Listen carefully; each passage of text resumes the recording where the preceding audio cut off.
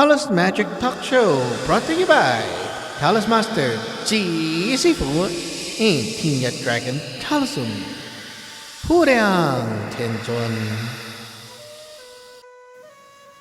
Welcome back to the show, everyone. This is your จี师傅 right here, and today we have a little change.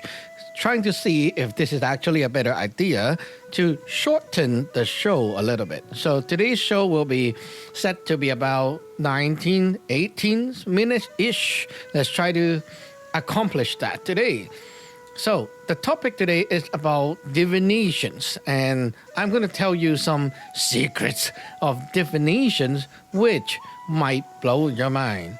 Okay, so number one is a lot of divination methods out there, like, well, someone will be like learning from the I Ching, right, Yiking, and some people will be using a coin, a moon cup or whatever thing, right? Do you know that no matter what method you use, no matter how ancient that thing is, no matter how complicated it might sound, or maybe how modern it is, it's just fake. What do I mean by fake, though? It doesn't mean that like it's not going to work. What is work? What do you mean by work? First of all, what is a divination? In a professional perspective, divination is not about a lottery draw or like, a lucky draw out of a bunch of answers and then say, oh, that's the truth. That's BS, okay? You're not getting it. It's far, far, far off. Divination basically is translated to you're asking the source of power for an answer. What is your source of power? This is the ultimate question. Someone is like doing tarot cards. Someone's doing whatever crystal ball, whatever thing, right? Whatever they are doing, where is your answer coming from? From where? Oh, it's from some like cosmic power out there. Okay, look out there. Okay, look out the window. You try to talk to the sun and tell the sun to cool down tomorrow. See if that works. It's not going to work, right? The source of power. Where is your source of power? If you believe in, for example, some cosmic power, well, you are believing in something that isn't true. However, I can tell you that it still works. Why? Because you're creating that thing yourself and then convincing yourself to believe in it. So it's your faith power that actually do the job. It's your faith. And where is your faith power coming from? Your heart. So it's actually your energy heart that is the source of power. However, your energy heart is like, it's not that strong, right? So it's like sometimes it works, sometimes it doesn't. Well, too bad, because that's your source of power. For a professional, they do not do that. Any professional in the field, they don't do that.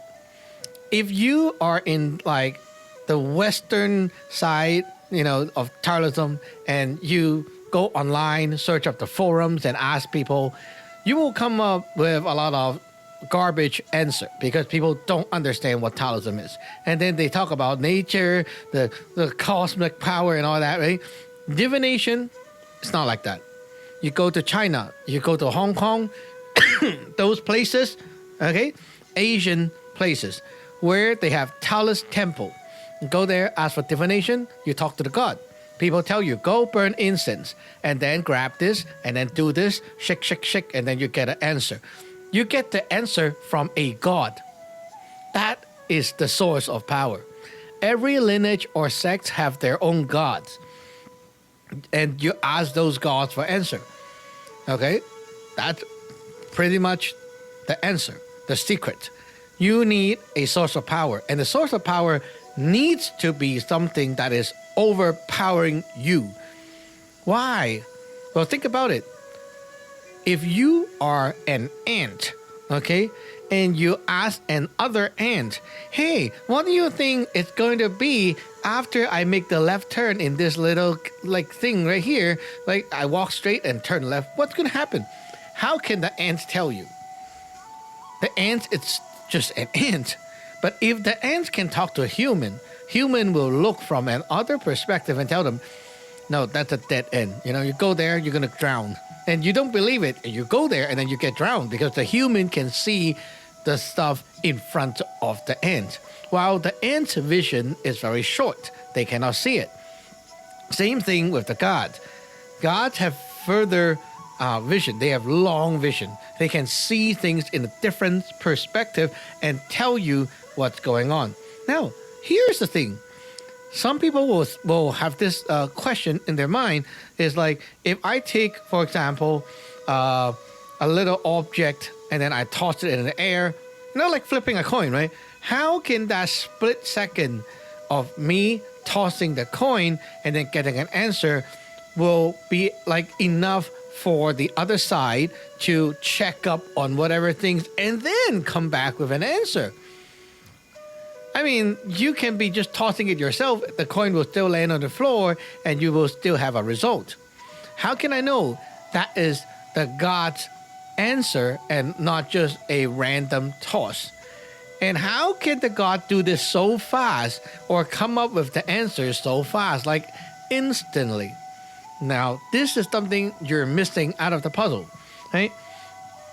In our theory, we have a theory that talks about different dimensions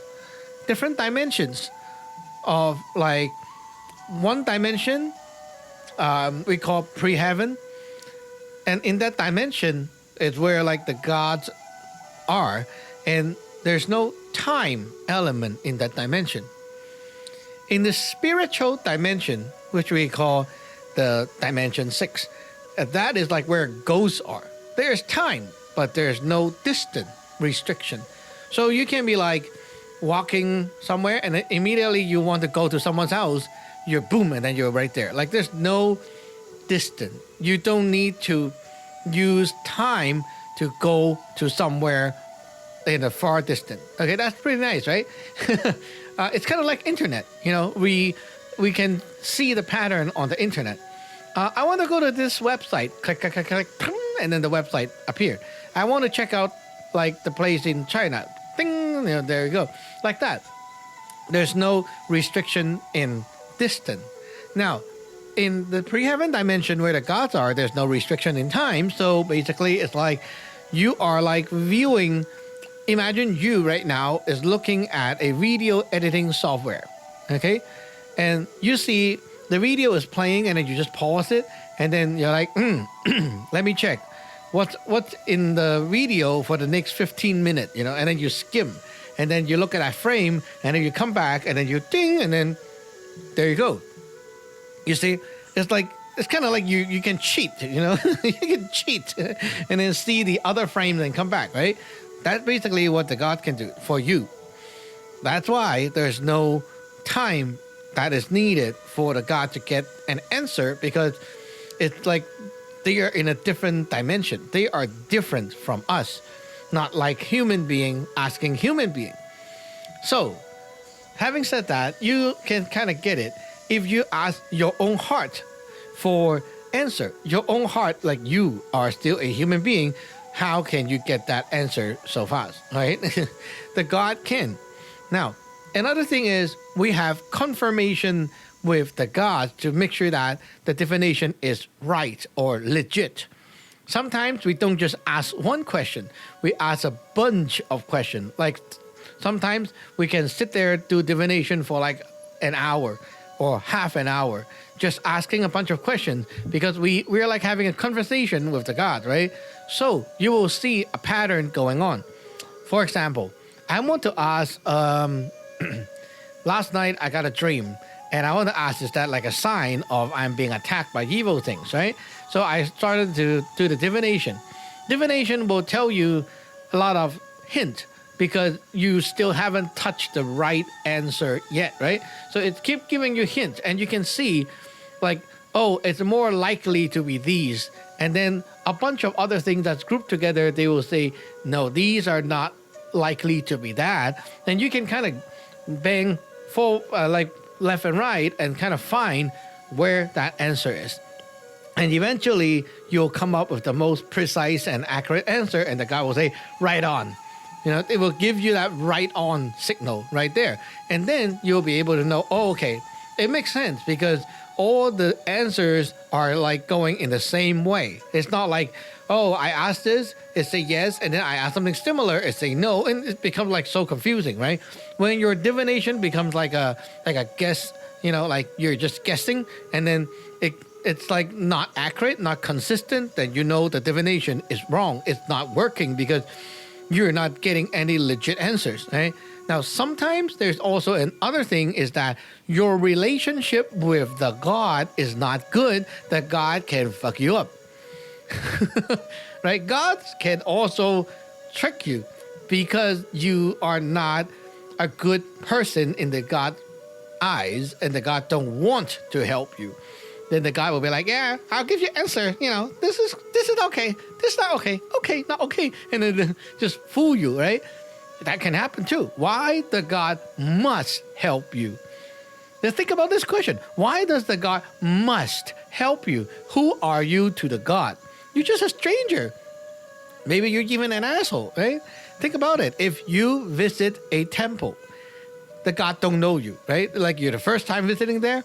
And then you're like, in your mind, you're like skeptic, and you're like, yeah, I'll try this, maybe, maybe. And then you don't really care, and then you're like, you don't respect, and you don't bow, you don't give offerings, and the God looks at you and like, oh, this cheap ass.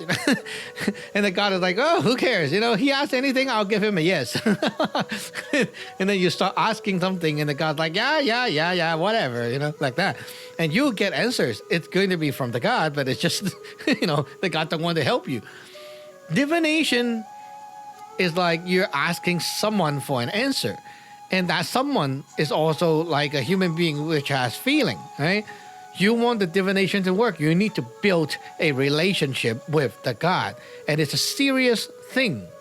It's not like one day relationship, In the past, people who do divination are professionals. They spend their whole life building the relationship with that upper power that they connect to. And that's why their divination works and yours don't, because you don't spend that investment, that time on the relationship, so that God don't give a shit about you. So as you can see, there's no way for someone just pick up a book and say, oh, I know I Ching, let me get some coin or yarrow sticks and then start doing it. You're wasting your time. You do that your whole life, it's not going to work. It's going to work sometimes because your heart is actually doing it, but it's not going to work the way how it should be. Now, the truth is, you don't have to stick to those old ways. In the ancient time, they used coins because everyone had coins. But can I use stone? Can I use other method? Can I make new method to divination? Like, yeah, of course you can. Right? Why not?